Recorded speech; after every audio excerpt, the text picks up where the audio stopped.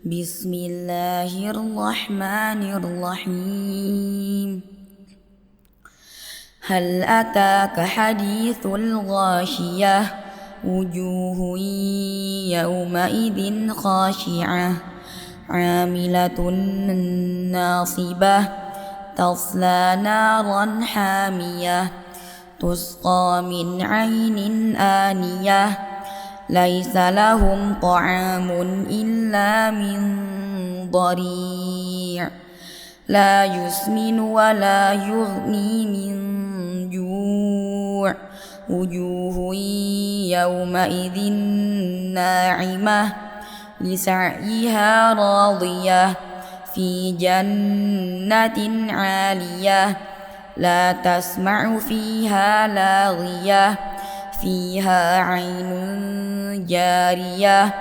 فيها سرر مرفوعة وأكواب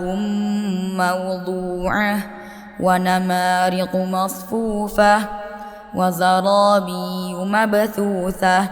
أفلا ينظرون إلى الإبل كيف خلقت وإلى السماء كيف رفعت وإلى الجبال كيف نصبت وإلى الأرض كيف سطحت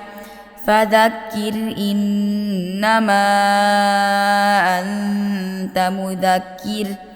لست عليهم بمسيطر إلا من تولى وكفر فيعذبه الله العذاب الأكبر إن إلينا إيابهم ثم إن علينا حسابهم.